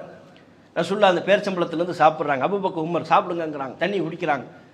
இந்த உணவை பார்த்து விட்டு நபிகள் நாயகம் சொன்னார்கள், பார்த்தீர்களா அபூபக்கர் அவர்களே, நம்ம எவ்வளோ பசியில் இருந்தோம், அல்லாஹ்வுடைய அருக்குடையை நீங்கள் பார்த்தீர்களா? வல்லதி நஃப்சி பியதிஹி, என்னுடைய உயிர் எவன் கைவசம் உள்ளதோ அந்த இறைவன் மீது ஆணையாக, மினன் நஈம், இது அருக்குடை. இப்போது நாம் சாப்பிட்டு கொண்டிருக்கிற இந்த உணவு, இந்த பேரிச்சம்பளம், இந்த தண்ணீர், இவைகள் அருக்குடை. அல்லதி துஸ்அலூன அன்ஹு யௌமல் கியாமத்தி, மறுமை நாளில் இது குறித்து நீங்கள் விசாரிக்கப்படுவீர்கள். என்னென்ன அருக்குடை? தில்லுன் பாரிதுன், குளிர்ந்த நிழலில் நாம் அமர்ந்து கொண்டிருக்கிறோம். ஒரு உத்தபுன் தையிபுன், தூய்மையான பேரித்தம்பழங்களை நாம் சாப்பிட்டுக் கொண்டிருக்கிறோம். ஓ மாஉன் பாரிதுன், குளிர்ந்த நீர், குடிதண்ணீரை நாம் குடித்துக் கொண்டிருக்கிறோம். இந்த அருக்குடை குறித்து மறுமை நாளில் நாம் அல்லாஹ்விடத்தில் பதில் சொல்லியாகணும் என்கிற நன்றி உணர்வோடு நபிகள் நாயகம் ஸல்லல்லாஹு அலைஹி வஸல்லம் சொன்னாங்க. அபுல் ஹைத்தம் அதுக்கப்புறம் தான் போய் ஆட்டையா இருக்கிறார். அதுக்கப்புறம் ஆட்டை அறுத்து ரசூல்லாவுக்கு, அபூபக்கர் அவர்களுக்கு, உமர் அவர்களுக்கு விருந்து வைக்கிறாங்க. அந்த செய்தி ரசூல்லாவுக்கு இன்னும் தெரியல. இதுக்கப்புறம் தான் ஆடுலாம் வரணும். அதற்கு முன்பாகவே தான் சாப்பிட்ட பேரித்தம்பழத்திற்கு, தான் குடித்த தண்ணீருக்கு, தான் அமர்ந்திருக்கிற அந்த குளிர்ந்த நிழல், அந்த நிழலுக்காக வேண்டிய நபிகள் நாயகம் ஸல்லல்லாஹு அலைஹி வஸல்லம் அவங்க சொல்றாங்க, இது எல்லாமே அல்லாஹ்வுடைய அருட்கொடை அப்படிங்கிறாங்க. அப்ப எந்த அளவிற்கு நபிகள் நாயகம் ஸல்லல்லாஹு அலைஹி வஸல்லம் அவர்கள் நன்றி உணர்வு உள்ளவர்களாக, அல்லாஹ்வின் அருட்கொடைகளுக்கு நன்றி செலுத்தக்கூடிய உணர்வு உள்ளவர்களாக இருந்தார்கள் என்பதையும் பார்க்கிறோம். ரசூலுல்லாஹ்வுடைய உணவுகள் எல்லாம் பாருங்க, இன்றைக்கு இருக்கக்கூடிய ஆட்சியாளர்கள் உண்ணக்கூடிய வகையில வகை வகையான 108 வகை, 50 வகை, அதெல்லாம் இல்லை. பேரிச்சம்பழம், தண்ணி, இதுதான் பல நேரங்களில் இது கூட இல்லாதவர்களாகத்தான் நபிகள் நாயகம் ஸல்லல்லாஹு அலைஹி வஸல்லம் அவர்கள் இருந்தார்கள் அப்படிங்கிறத பார்க்கிறோம். சாமானிய மக்கள் எந்த உணவை உண்பார்களோ, சாமானிய மக்கள் எந்த உணவை உண்டு கொண்டிருக்கிறார்களோ, அதைத்தான், அதை விட அந்த உணவு கூட நபிகள் நாயகம் ஸல்லல்லாஹு அலைஹி வஸல்லம் அவர்களுக்கு இல்லாமல் இருந்திருக்கிறது. பல நேரங்களில் ரசூலுல்லாஹ்வுடைய உணவு பேரிச்சம்பழம், தண்ணி, அவ்வளவுதான். ஆயிஷா அவங்க சொல்வாங்கல்ல, 3 மாதம்லாம் நாங்கள் எங்கள் வீட்டில் அடுப்பெரியாமல் இருந்திருக்கிறது. அப்போ மக்கள் கேட்பாங்க, 3 மாதம் அடுப்பெரியலைன்னா தாயே, அப்போ அந்த காலகட்டத்தில் என்ன தான் நீங்கள் சாப்பிடுவீங்க? தண்ணியையும் பேரிச்சம்பழத்தையும் குடிச்சு எங்கள் வயிற்றை நாங்கள் நிரப்பிக் கொள்வோம். நாங்கள் எந்த ஆட்சியாளர் வீட்டில் இப்படி இருந்திருக்கிறது? 3 மாதம் அடுப்பெரியாமல். ஒரு குடிமக்கள் வீட்டை கூட அப்படி சொல்ல முடியாது. அப்படியான நிலையைத்தான் நபிகள் நாயகம் தேர்வு செய்து கொண்டார்கள். ரசூலுல்லாஹ் நினைச்சா சுகபோகமாக வாழ முடியும், வசதி வாய்ப்புகளோடு வாழ முடியும், இந்த உலகத்தில் எந்த சிரமத்தையும் சந்திக்காமல் வாழ முடியும். அந்த வழியை ரசூலுல்லாஹ் தேர்வு செய்யலை. அல்லாஹ்வின் தூதர் விரும்பி இந்த வழிமுறையை தேர்வு செய்து கொண்டார்கள். பல நேரங்களில் பேரிச்சம்பழம், பல நேரங்களில் ரசூலுல்லாஹ்வுடைய உணவு என்ன தெரியுமா? பால் தான் உங்களுக்கு உணவு, அவ்வளவுதான். இந்த பெருநாள் தினத்திலாம் நமக்கு ரசூல் ஸல்லல்லாஹு அலைஹி வஸல்லம் அவங்க சொல்லுவாங்கல்ல, சாப்பிட்டுட்டு போகக்கூடாது, நோன்பு நேரத்தில் எதையாவது உணவை சாப்பிட்டுட்டு போகணும், ஹஜ்ஜி பெருநாளில் தொழுதுட்டு வந்து சாப்பிடணும்னு. என்ன சாப்பிடணும், சாப்பிட்டுட்டு போகணுங்கிறது என்ன? இந்த பேரிச்சம்பளம் பால் இதுதான் உணவு. நம்ம 3 டீ குடிச்சிட்டு அதுக்கப்புறம் பேசிக்கிட்டு இருப்போம், எது இப்படி சாப்பிட்டு போகலாமா, என்ன சாப்பிடலாம்னு. அதுக்கப்புறம் இந்த 3 டீயை குடிச்சதுக்கப்புறம் தான் டிஸ்கஸே பண்ணுவோம் நம்ம. அவங்களுக்கு உணவே அது, நமக்கு அது சாதாரண ஒரு ஆகாரமாக மாறிவிட்டது. ரசூல் ஸல்லல்லாஹு அலைஹி வஸல்லம் அவர்களுக்கு உணவே என்னவா இருந்துச்சு? பால், பாலாடை கட்டி, பேரித்தம்பளம், இதுதான் அவங்களுக்கு உணவு. அந்த உணவு கூட பல நேரங்களில் இருக்காது. முஸ்லிம்ல 4177வது செய்தியாக பதிவு செய்யப்பட்டிருக்கிற செய்தியாக பார்க்கணும். ரசூல்லா அவங்களுடைய லைஃப் ஸ்டைல் என்னங்கிறது நம்ம பார்க்குறோம். ஹதீஸ்களில் பார்க்கும்போது பெரிய அளவுக்கு உணவுகள்லாம் அவங்ககிட்ட இல்லை. ஆனால் விருந்தாளிகளை உபசரிக்கக்கூடிய தன்மை ரசூல்லாட்ட உண்டு. யார் வந்தாலும் ரசூல்லா அவங்கள தன்னுடைய விருந்தாளியாக ஏற்றுக்குவாங்க. அது மாதிரி மிக்தாத் அவர்களும் அவருடைய நண்பர் ஒருவரும் வருகிறார். ஏனைய சஹாபாக்கள்கிட்ட அவங்க கேட்குறாங்க, எங்களை விருந்தாளியாக ஏற்றுக்குங்க அப்படிங்கிறது வேறு வேறு வார்த்தைகளில் கேட்குறாங்க. அன்றைக்கு அவர்களிடத்தில் இருந்த வறுமையின் காரணத்தினால பிற நபித்தோழர்களே இருவரையும், மிக்தாத் அவர்களையும் அவருடைய நண்பரையும் விருந்தாளிகளாக ஏற்றுக்கொள்ளவில்லை. கடைசியாக ரசூல்லா பார்க்குறாங்க, யாருமே விருந்தாளியை ஏற்றுக்கலன்னு உடனே, வாங்க இனிமேல் நீங்கள் 2 பேரும் நம்ம விருந்தாளி அப்படிங்கிறாங்க. நீங்கள் இருவரும் நம்முடைய விருந்தாளி வாங்க. சரி, நம்ம விருந்தாளி வீட்டுக்குள்ளே என்ன இருக்குது, பெரிய ஆடு மாடுலாம் இருக்கா, கூட்டு போய் இந்த பாருங்க, இந்த பால் தர ஆட்டுக்குட்டி, இதிலிருந்து நம்ம பாலை கறந்துக்கணும், 3 பேரும் பங்கு வச்சு குடிக்கணும், சரியா அப்படிங்கிறாங்க. அவங்க இருவரும் ஓகே. ஏன்னா யாருமே கூப்பிடல, விருந்தாளியை யாருமே ஏற்றுக்கொள்ளாத நிலையில் நபிகள் நாயகம் ஸல்லல்லாஹு அலைஹி வஸல்லம் அவர்களின் விருந்தாளியாக உள்ளே செல்கிறார்கள். ஓகே, இந்த பாலை நம்ம குடிச்சுக்குவோம் அப்படின்ட்டாங்க. மிக்தாதுக்கு அந்த பொறுப்பை படிச்சிட்டாங்க. மிக்தாதே, நீங்கள் தான் பாலை கறக்கணும், 3 பேருக்கும் பங்கு வச்சு தரணும், அவருக்குரிய பங்கு அவங்கவுங்க குடித்துக் கொள்ள வேண்டியது. இப்படியே சில நாட்கள் ஓடு. மிக்தாது சொல்றாரு, நான் பாலை கறப்பேன், என்னுடைய பங்கை குடிச்சிருவேன், என் நண்பருக்குரிய பங்கை, அவருடைய நண்பர் 2 பேர், சில அறிவிப்புகள் 2 பேர் வருது, என்னுடைய 2 நண்பர்களுக்குரிய பங்கை நான் கொடுத்து விடுவேன், ரசூலுல்லாவுக்கும் ஒரு பங்கை நாங்கள் தனியாக ஒதுக்கிடுவோம், நாங்கள் எங்கள் வேலையை முடிச்சுட்டு தூங்கிடுவோம், அல்லாஹ்வின் தூதர் வருவாங்க, நாங்கள் தூங்கி கொண்டிருக்கும் போது வந்தால் மெல்லிய குரலில் சலாம் சொல்வார்கள், சலாம் சொல்லிட்டு நேராக போவாங்க, பால் பாத்திரத்தை எடுப்பாங்க, நாங்கள் வச்சிருக்கிற பால் பாத்திரத்தை எடுப்பாங்க, குடிச்சிடுவாங்க, குடிச்சிட்டு அவங்களும் தூங்கிடுவாங்க. இது வளமை, இது அன்றாடம் நடக்கும். அன்றைக்கு மிக்தாத் சொல்றாரு, ஷைத்தான் எனக்குள்ள வந்துட்டான் அப்படிங்கிறாரு. என்ன ஷைத்தான் வந்துட்டான்? ரசூலுல்லாவுக்குரிய பங்கு, எனக்கு பாலை கறந்துட்டோம், எனக்குரிய பங்கை நான் குடிச்சிட்டேன், என்னுடைய 2 நண்பர்களுக்குரிய பங்கையும் கொடுத்து விட்டேன், ரசூலுல்லாவுக்குன்னு ஒரு பங்கு தனியாக இருக்கு. இப்போ இவருக்கு பசிக்குது, மேற்கொண்டு பசிக்குது, அந்த பாலை இப்போ சாப்பிடவா வேண்டாமா இப்படின்னு ஒரு கணக்கு. அப்போ மிக்தாத் சொல்றாரு, ரசூலுல்லாஹ் வெளியே தானே போயிருக்கிறாங்க, திடீர்னு ரசூலுல்லாவை யார் விருந்துன்னு அழைத்து போய் நல்லபடியாக சாப்பிட்டு வந்தால் இந்த பால் மிச்சமாயிரும்ல, அப்போ எதுக்கு பால் மிச்சமாக்கணும், நம்மளே குடிச்சிடுவோம், ஒன்றும் தப்பு இல்லை என்று நான் குடித்து விட்டேன். ரசூலுல்லாவுக்குன்னு உள்ள பங்கு பால் அவர் குடிச்சிட்டார். அதுக்கப்புறம் ஆஹா குடிச்சிட்டமே, திடீர்னு ரசூலுல்லாவை யாருமே விருந்துக்கு அழைச்சிட்டு போகாம பசியோடு வந்து விட்டால், பட்டினியோடு வந்து விட்டால், இந்த பங்கு பாலை குடிப்பதற்காக நேராக அந்த பாத்திரத்தின் பக்கம் சென்று விட்டால், பாத்திரத்தில் பால் இல்லை என்பதை அறிந்து கொண்டு நமக்கு எதிராக கையேந்தி விட்டால் என்ன செய்வது, இப்படி பயம் வந்துருச்சு. குடிச்சிட்டாரு, பாலை குடிச்சிட்டாரு. அதுக்கப்புறம் எனக்கு பயமா இருக்கு, ரசூலுல்லாஹ் சாப்பிடாம வந்துட்டா என்ன செய்யறது, நம்ம சாப்பிட்டு வந்திருப்பாங்கன்னு நினைச்சு நான் குடிச்சிட்டேன், ஒரு வாதத்திற்கு சாப்பிடாமல் வந்து விட்டால், நேராக பால் பாத்திரத்துக்கு கிட்ட போய் எதுவுமே இல்லைன்னு தெரிஞ்சு எனக்கு எதிராக துவா செய்து விட்டால் என்ன செய்வது, ஒரே அச்சம். என்னுடைய 2 நண்பர்களையும் பார்த்தேன், அவர்கள் தூங்கி கொண்டிருந்தார்கள், நன்றாக தூங்கி கொண்டிருந்தார்கள். அவரே காரணம் சொல்றாரு, அவங்க நன்றாக தூங்குவதற்கு என்ன தெரியுமா காரணம், நான் செய்த பிழை அவர்கள் இருவரும் செய்யவில்லை, அதனால நிம்மதியாக தூங்கிட்டு இருக்கிறாங்க. இவர் தப்பு பண்ணதுனால முடிச்சுக்கிட்டு இருக்கிறாரு, அவங்க 2 பேரும் அதை தப்பு பண்ணல, நிம்மதியாக தூங்கிட்டு இருக்கிறாங்க. நான் போர்வை போர்த்தி கொண்டேன். மிக்தாத் சொல்றாரு, என்னுடைய 2 நண்பர்கள் உறங்குவதை போல நானும் பாவனை செய்து கொண்டு, அவங்க உண்மையில தூங்கிட்டாங்க, நான் பாவனை செய்து கொண்டிருந்தேன். போர்வையை போத்திக்கிட்டு ஒரு ஓரமா ரசூலுல்லாஹ் வர்றாங்களா, எப்படி வந்து நேரா பால் பக்கமா போறாங்களா, தூங்குறதுக்கு போறாங்களா பாப்போம்னு பார்த்துக்கிட்டு இருக்கிறாரு. ரசூலுல்லாஹ் வர்றாங்க, அதே மாதிரி மெல்லிய குரல்ல சலாம் சொல்றாங்க. ஏன்னா ரசூலுல்லாஹ் நபிகள் நாயகத்தை பொறுத்தவரை தூங்கி கொண்டிருப்பவர்களை இடையூறு கொடுக்கிற விதமா சலாம் சொல்ல மாட்டாங்க. அதே நேரத்தில் விழித்து கொண்டிருப்பவருக்கு கேட்கும் வகையில் சலாம் சொல்வார்கள். அவங்க சொல்லக்கூடிய சலாம் என்பது தூங்கி கொண்டிருப்பவருக்கு டிஸ்டர்ப் பண்ணாது, விழித்து கொண்டிருப்பவர்களுக்கு கேட்காமல் இருக்காது, அப்படி சலாம் சொல்லிடுவாங்க. உள்ள வர்றாங்க, சலாம் சொல்லிட்டாங்க, பார்த்துக்கிட்டே இருக்கிறாரு, நேராக பால் பாத்திரத்துக்கிட்ட போறாங்க ரசூலுல்லாஹ். அப்போ என்ன அர்த்தம், வெளியே சாப்பிடாம வர்றாங்க. ஆஹா அவ்வளவுதான், பால் பாத்திரத்துக்கிட்ட போறாங்களே, என்ன செய்யன்னு ஒரு முழிச்சுக்கிட்டு இருக்கிறாரு, பயந்துகிட்டு இருக்கிறாரு. திறந்து பார்க்குறாங்க, பாத்திரத்தில் பால் இல்லை, ஒண்ணுமே இல்லைன்னு ஒன்று இப்படி கையை தூக்கிட்டாங்க ரசூலுல்லாஹ். இவருக்கு இன்னும் மேற்கொண்டு அச்சம், என்ன சொல்ல போறாங்கன்னு தெரியலையே, என்ன துவா கேட்க போறாங்கன்னு. ஆனால் நபிகள் நாயகம் ஸல்லல்லாஹு அலைஹி வஸல்லம் சொன்னாங்க, அல்லாஹும்ம அத்இம் மன் அத்அமனி வஸ்கி மன் அஸ்கானி, இறைவா எனக்கு உணவளித்தவருக்கு நீயும் உணவளிப்பாயாக, என்னுடைய தாகம் தீர்த்தவருக்கு நீயும் தாகத்தை தீர்ப்பாயாக. இந்த துவாவை செஞ்சாங்க. வளமையா ரசூலுல்லாஹ் செய்யக்கூடிய துவா, அதைத்தான் செய்தார்கள். இதை நாமளா இருந்தோம், நீங்க இறைவா என் பாலை எவன் குடித்தாலும் அவன் நாசமாகட்டும், அவன் மட்டுமல்ல, அவன் குடும்பம், அடுத்த தலைமுறை, 7 தலைமுறை 8 தலைமுறைன்னு சேர்த்து சாபம் கொடுக்கும். ரசூல்லா என்ன, இறைவா எனக்கு யார் சாப்பிட தந்தாரோ அவருக்கு நீ சாப்பிட கொடு, அவருடைய பசியை நீ போக்கிவிடு, என்னுடைய தாகம் தீர்த்தவரினுடைய தாகத்தை நீ தீர்த்து விடு. வளமையாக அல்லாஹ்வின் தூதர் செய்யக்கூடிய பிரார்த்தனை செய்தார். இது பார்த்த உடனே இவருக்கு அப்படியே ஒரு கணம் ஷாக் ஆயிடுச்சு. எதுவுமே ரசூல்லா பண்ணலையே, நமக்கு எதிராக சாப அழைப்புலாம் ஒன்றும் கேட்கல.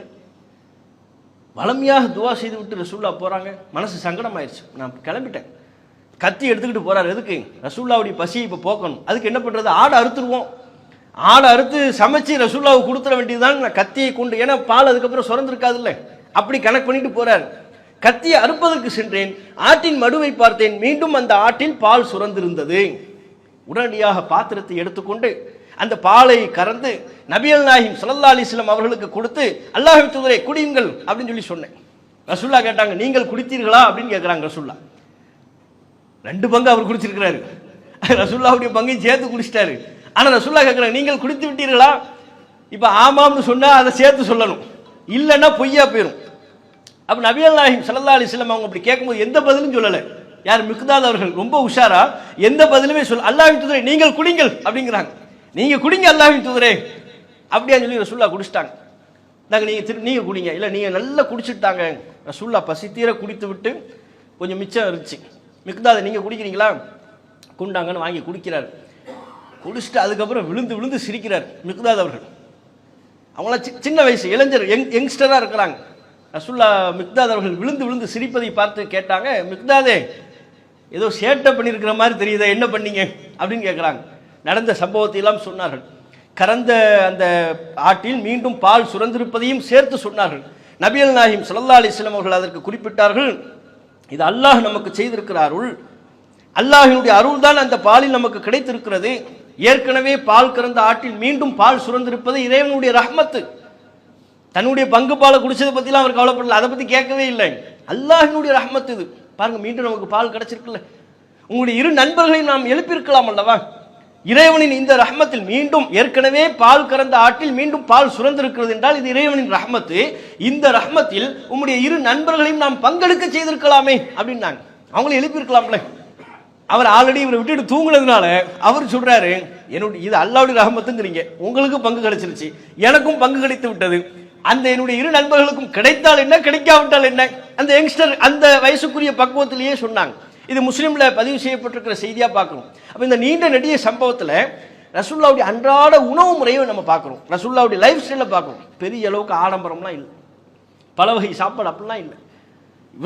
விருந்தாளிகள் வந்தாங்கன்னா ரசூலுல்லா வாங்க நம்ம வீட்டில் தங்கிக்கங்க, விருந்தாளிகளை ஏற்றுக்கிறாங்க, அவங்களுக்குன்னு தனியாக இடத்த ஒதுக்கி கொடுக்குறாங்க, தான் என்ன சாப்பிட்றோமோ அதை கொடுத்துட்றாங்க. நம்ம பால் தான் சாப்பிட்றோம், அந்த பாலை நம்ம 3 பேரும் பங்கு வைத்துக் கொள்வோம், நாம 4 பேரும் பங்கு வைத்துக் கொள்வோம். இப்படித்தான் நபிகள் நாயகம் ஸல்லல்லாஹு அலைஹி வஸல்லம் அவர்கள் இருந்தார்கள். பல நேரங்களில் ரசூலுல்லாவுக்கு வர்ற விருந்தாளிகள் கொடுக்கறதுக்கு சாப்பாடு இருக்காது, ரசூலுல்லாவுடைய விருந்தாளியாக இருப்பாங்க. வீட்டில் மனைவிமார்கள்ட்டெல்லாம் கேட்டு அனுப்பி வைப்பாங்க, விருந்தாளி வந்திருக்கிறாங்க, சாப்பிட ஏதாவது இருக்கா, இல்லாமல் கூட்டு போயிட முடியாதுல்ல. மனைவிமார்கள் அனைவரும் சேர்ந்து சொல்வார்கள், ஒன்றுமே இல்லை, தண்ணி தானே இருக்குது, சாப்பிட்றதுக்கு எதுவுமே இல்லையே. அப்போ சபையில் கேட்பாங்க, என் விருந்தாளி என் சார்பாக யாராவது கூட்டு போகிறீங்களா? அன்சாரி நபித்தோர் எழுந்து தான் கூட்டு போனார். இப்படிலாம் சம்பவங்கள் இருக்கிறத பார்க்கணும். அப்போ நபிகள் நாயகம் ஸல்லல்லாஹு அலைஹி வஸல்லம் அவர்கள் தன்னுடைய விருந்தாளிக்கு உணவு கொடுப்பதற்கு கூட போதிய வசதி இல்லாமல் சக்தியற்றவர்களாக நபிகள் நாயகம் இருந்தார்கள் என்று சொன்னால் எந்த அளவுக்கு ஒரு லைஃப் ஸ்டைலை ஒரு ஆட்சி தலைவராக ரசூலுல்லாஹ் இப்படி வாழ்ந்துருக்கிறாங்க. இறை தூதராக மட்டுமே நம்ம பார்க்கிறோம், ஒரு ஆட்சி தலைவராக இருந்தும் இந்த அளவிற்கு எளிமையான வாழ்வை நபிகள் நாயகம் ஸல்லல்லாஹு அலைஹி வஸல்லம் அவர்கள் தேர்வு செய்து கொண்டார்கள். ஏன்? மக்கள் நலனின் மீது அக்கறை. ஒரு ஆட்சி தலைவர் இப்படித்தான் இருக்க வேண்டும் என்கிற ஒரு ரோல் மாடலை நபிகள் நாயகம் ஸல்லல்லாஹு அலைஹி வஸல்லம் அவங்க செட் பண்றாங்க. இஸ்லாமிய ஆட்சியாளரா இப்படி இருங்க, உங்களை நீங்க வளப்படுத்திக்காதீங்க, உங்க சொத்துக்களை சேர்க்கணும்னு நினைக்காதீங்க, உங்க சொத்து அதுக்கப்புறம் அடுத்த தலைமுறை உங்க வாரிசு அவங்க வாரிசு அதையெல்லாம் கனெக்ட் பண்ணாதீங்க, இப்போதைக்கு இருக்கிறத சாப்பிட்டுட்டு மக்கள் நலத்தோடு இருக்க வேண்டும். இந்த அளவிற்கு நபிகள் நாயகம் ஸல்லல்லாஹு அலைஹி வஸல்லம் அவர்கள் ஒரு ஆட்சி முறையை கற்றுக் கொடுத்தார்கள் அப்படிங்கிறத பார்க்கணும். இன்னும் நீங்க பாருங்க, புகாரில 1635வது இலக்கத்தில் பதிவான செய்தி, ரசூலுல்லாஹ் ஹஜ் செய்யறதுக்கு போறாங்க. அதான் இறுதி ஹஜ் என்று சொல்லுவோம். ரசூலுல்லாஹ் செய்த ஹஜ் ஒன்று தான், அதற்கு பிறகு அல்லாஹ்வின் தூதர் ஹயாத்தா இல்லை, அதனால அந்த ஹஜ்ஜுக்கு பேரை இறுதி ஹஜ் அப்படின்னு சொல்லுவோம். ஹஜ்ஜுக்கு போகும்போது ரசூலுல்லாஹ்வுடைய பெரிய தகப்பனார் அப்பாஸ் அவர்கள் இந்த தண்ணீர் பந்தல் இருக்கும்ல, ஹாஜிகளுக்கு தண்ணீர் கொடுக்கக்கூடிய பணி, அந்த பந்தல் இருந்து கொண்டு ஹாஜிகளுக்கு தண்ணி கொடுத்துக்கிட்டு இருப்பாங்க. தண்ணீர் பந்தலுக்கு ரசூல் ஸல்லல்லாஹு அலைஹி வஸல்லம் அவர்கள் வருகிறார்கள். அப்பாஸ்கிட்ட கேட்குறாங்க, இஸ்கினி, அப்பாஸ் நமக்கு கொஞ்சம் குடிக்க தண்ணி தாங்க அப்படிங்கிறாங்க. தண்ணீர் பந்தல் எல்லாருக்கும் எடுத்து கொடுத்துக்கிட்டு இருப்பாங்கல்ல, அந்த இடத்துக்கு ரசூல்லா வந்து இறுதி ஹஜ்ஜின் போது அந்த இடத்துக்கு வந்து எனக்கு கொஞ்சம் தண்ணி தாங்க, இஸ்கினி, அப்பாஸ் அவர்களே எனக்கு கொஞ்சம் தண்ணி தாங்க அப்படின்னு கேட்குறாங்க. தன்னுடைய பெரிய தகப்பனாட்ட கேட்குறாங்க. அப்பாஸ் அவங்க சொல்றாங்க, யார சொல்லலாம், அல்லாஹ்வின் தூதரே இந்த தண்ணி உங்களுக்கு வேண்டாம்னு சொல்லிட்டு தன்னுடைய மகன் ஃபதுல் பின் அப்பாஸ், அந்த ஃபதுல் அவர்களை சொல்லி, ஃபதுலே உங்க அம்மாட்ட போங்க, பக்கத்து வீட்டுக்கு போய் உங்க அம்மாட்ட போய் வீட்டில் தண்ணி இருக்கும், அந்த தண்ணி எடுத்துட்டு வர சொல்லுங்க. இது ஹப் இலா உம்மிக்க ஃபஅதி ரசூலுல்லாஹி ஸல்லல்லாஹு அலைஹி வஸல்லம் பி ஷராபி மின் இந்திஹா, உங்க அம்மாவிடம் சென்று அங்குள்ள தண்ணீரை எடுத்துக்கொண்டு வாருங்கள், ரசூலுல்லாஹ்வுக்கு அப்படின்னு கேட்டு எடுத்துட்டு வாங்க, அதை கொடுப்போம்னு சொல்லி அப்பாஸ் அவங்க சொல்றாங்க. அப்ப ரசூலுல்லாஹ் சொல்றாங்க, அந்த தண்ணியில் வேண்டாம், இதையே தாங்க எனக்கு, இஸ்கினி, அப்பாஸ் அவர்களே உங்க வீட்டில் உள்ள தண்ணி வேண்டாம், எனக்கு இதுதான், இந்த தண்ணியவே தாங்க அப்படின்னு கேட்குறாங்க. நபிகள் நாயகம் ஸல்லல்லாஹு அலைஹி வஸல்லம் அவர்களுக்கு அப்பாஸ் அவர்கள் பதில் சொன்னாங்க, அல்லாஹ்வின் தூதரே இந்த தண்ணி உங்களுக்கு வேண்டாம், இன்னஹும் யஜஅலூன ஐதியஹும் ஃபீஹி, இது மக்கள்லாம் தங்களுடைய கைகளை புழங்கி இருக்கிறார்கள், கையெல்லாம் பல பேர் விட்டு ஒரு மாதிரியா இருக்கு தண்ணி, அதனால தான் நம்ம வீட்டில் தூய்மையான தண்ணி இருக்கு, அதை குடிங்க, இது வேண்டாம், உங்களுக்கு இது வேண்டாம் அப்படிங்கிறாங்க. அப்பாஸ் அவர்கள் அப்படி சொன்னதற்கு பிறகும் இல்லை எனக்கு இந்த தண்ணி தான் வேணும், மக்கள் எந்த தண்ணியை குடிக்கிறார்களோ, ஹாஜிகள் எந்த தண்ணீரை குடிக்கின்றார்களோ அந்த தண்ணீர் தான் எனக்கு வேண்டும், இதே தாங்கன்னு கேட்டு ஷரீப மின்ஹு, அதிலிருந்து நபிகள் நாயகம் ஸல்லல்லாஹு அலைஹி வஸல்லம் அவர்கள் எடுத்து குடித்துக் கொண்டார்கள், அந்த தண்ணியவே குடிக்கிறாங்க. அடுத்து ஜம்சம் நீரூற்றுக்கு செல்கிறார்கள். அங்கே மக்கள் சஹாபாக்கள்லாம் சேர்ந்து தண்ணீரை எடுத்து கீழே இருந்து எடுத்து ஹாஜிகள் ஜம்சம் எடுத்துக்கிட்டு போவாங்கல்ல, அது ஆரம்பத்திலிருந்து தொன்று தொட்டு இருக்கக்கூடிய ஒரு நடைமுறை. கீழே இருந்து தண்ணீர் எடுத்து சுமந்துக்கிட்டு வராங்க. அன்றைக்கு மாதிரி இன்னைக்கு இருக்கிற மாதிரி வசதிகள்லாம் அன்னைக்கு இல்லை, தோளில் வச்சு சுமந்து ஹாஜிகளுக்கு எடுத்து கொடுத்துக்கிட்டு இருக்கிறாங்க. இந்த பணியை பார்க்குறாங்க.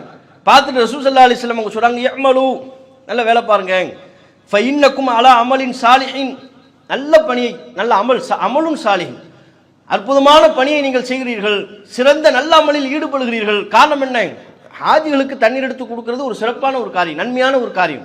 அப்போ நல்ல கொள்கையின் அடிப்படையில் இருந்து கொண்டு இந்த பணியை நீங்கள் செய்தால் அல்லாஹ் உங்களுக்கு கூலி இருக்கு, சிறந்த பணி இதை செய்யுங்க அப்படின்னு சொல்லிட்டு நபிகள் நாயகம் சொன்னாங்க, லவ்லா அன் துகுலபு, நீங்கள் உங்களுக்குள்ள முண்டியடித்துக் கொள்வீர்கள் என்று இல்லாவிட்டால் ல நஸல் து, நானும் உங்களோடு சேர்ந்து இறங்கிக் கொள்வேன், ஹத்தா அலஉல் ஹப்ல அலா ஹாதிஹி, இந்த கயிற்றை என்னுடைய தோளின் மீது நானும் சுமந்து கொள்வேன் அப்படின்னு ரசூல் ஸல்லல்லாஹு அலைஹி வஸல்லம் சொல்றாங்க.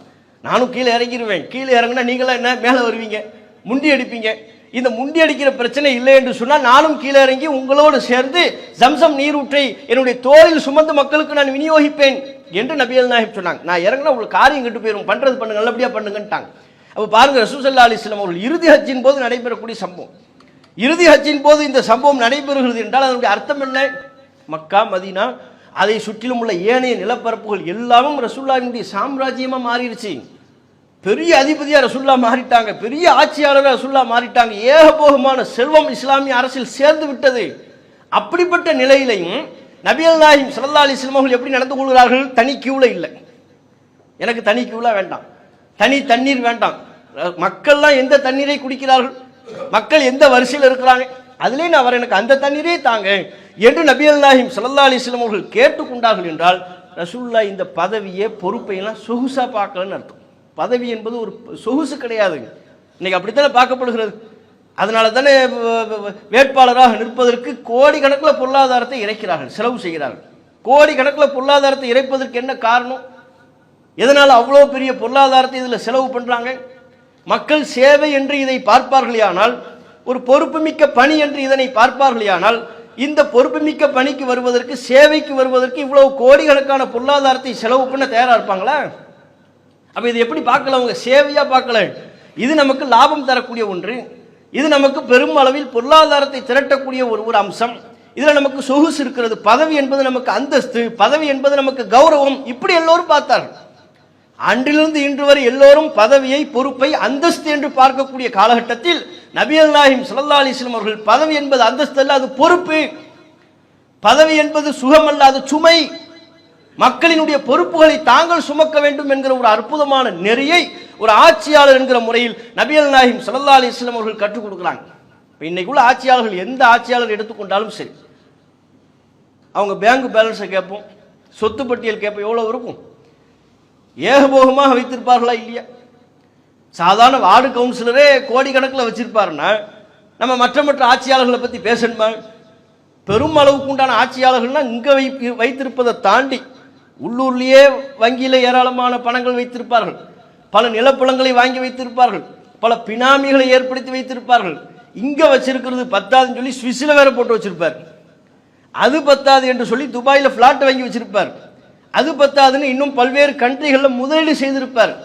அப்ப யாருக்கு எவ்வளவு அவருடைய பொருளாதார கசானா என்பது எவ்வளவு விரிவடைகிறது பாருங்க.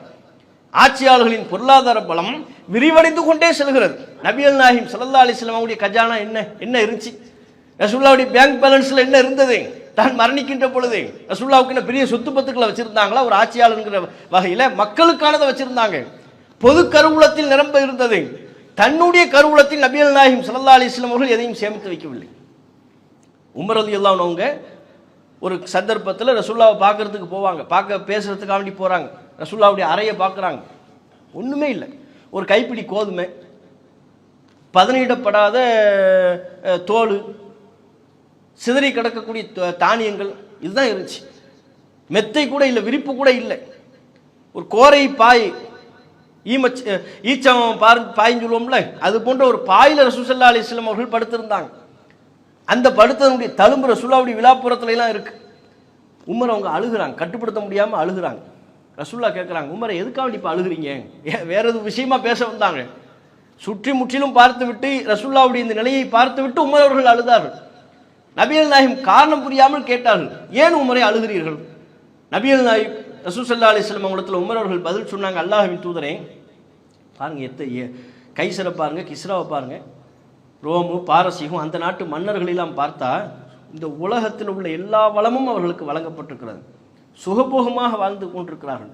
வான்த ரசூலுல்லாஹ், நீங்கள் அல்லாஹ்வின் தூதர், பாருங்க எவ்வளவு இதுதான் உங்க ஆதிஹி ஹிசானத்துக், இதுதான் உங்கள் கஜானாவா, இதுதான் உங்கள் கருவூலமா? ஒன்றுமே இல்லையே. நான் பார்க்கின்றேன், உங்கள் அறையில் பார்க்கின்றேன், ஒன்றுமே இல்லை. உங்கள் விலாப்புறத்தை பார்க்கிறேன், தழும்பு நிறைந்திருக்கிறது. நீங்கள் யார்? அல்லாஹ்வினுடைய தூதர், ஏன் இப்படி நீங்க கஷ்டப்படணும் என்று நபிகள் நாயகம் ஸல்லல்லாஹு அலைஹி வஸல்லம் அவரிடத்தில் சொல்கின்ற பொழுது அல்லாஹ்வின் தூதர் அற்புதமான முறையில் பதிலளித்தார்கள். இப்னுல் கத்தாபின் மகனை, அவர்களுக்கு இந்த உலகம் வழங்க நீங்கள் யாரையெல்லாம் முன்மாதிரி என்று சொல்கிறீர்களோ அவர்களுக்கு இந்த உலகம் வழங்கப்பட்டு விட்டது, நமக்கு மறுமை வழங்கப்பட்டிருக்கிறது. அதை நீங்கள் பொருந்திக் கொள்ளவில்லையா? நமக்கு மறுமை இருக்குங்க, என்ன இந்த உலகத்தில் அது இல்லை இது இல்லைங்கிறீங்க? என்னுடைய விழாவில் உள்ள தழும்பை பார்த்துட்டு பேசுறீங்களா? தானியங்களை பார்த்து விட்டு சொல்கிறீர்களா? இந்த உலகத்தில் எதுவும் இல்லை என்கிறீர்களா? உலகத்தை விட்டுருங்க, மறுமையை பாருங்க, எனக்கு மறுமை இருக்கிறது, எனக்கு இந்த உலகத்தின் சுகபோகம் தேவையில்லை என்று நபிகள் நாயகம் ஸல்லல்லாஹு அலைஹி வஸல்லம் அவர்கள் தேர்வு செய்தார்கள். அல்லாஹ்வின் தூதரை போல் ஒரு ஆட்சியாளர் செயல்பட முடியாது, உலகத்தின் இன்பங்களை உதறி தள்ளிவிட்டு வாழ முடியாது. ஆனால் நபிகள் நாயகம் ஸல்லல்லாஹு அலைஹி வஸல்லம் அவர்கள் ஒரு நேர்மையை கற்றுத்தருகிறார்கள் அல்லவா? மக்களின் பிரச்சனைகளை கவனிக்க வேண்டும், மக்களின் தேவைகளை பூர்த்தி செய்ய வேண்டும் என்கிற ஒரு நேர்மையை கற்றுத்தருகிறார்கள். அந்த நேர்மையை, அந்த எளிமையை, அந்த முன்மாதிரியை இன்றைக்கு இருக்கக்கூடிய ஆட்சியாளர்கள் கடைபிடிப்பார்களேயானால் மக்களின் வாழ்வில் வசந்தம் வீசும். அப்படிப்பட்ட அற்புதமான உன்னத நெறியை நபிகள் நாயகம் ஸல்லல்லாஹு அலைஹி வஸல்லம் அவர்கள் கற்றுத் தந்திருக்கிறார்கள். இன்னும் அல்லாஹ்வின் தூதரினுடைய அந்த உன்னதமான ஆட்சி நெறிமுறையில் வேறு என்னென்ன அம்சங்கள் இருக்கிறது என்பதை இன்ஷா அல்லாஹ் தொடர்ச்சியாக பார்ப்போம். வாஹிரு தாவானா அல்ஹம்துலில்லாஹி ரப்பில் ஆலமீன். அஸ்ஸலாமு அலைக்கும் வரஹ்மத்துல்லாஹி வபரகாத்துஹு. அல்லாஹு அக்பர், அல்லாஹு அக்பர்.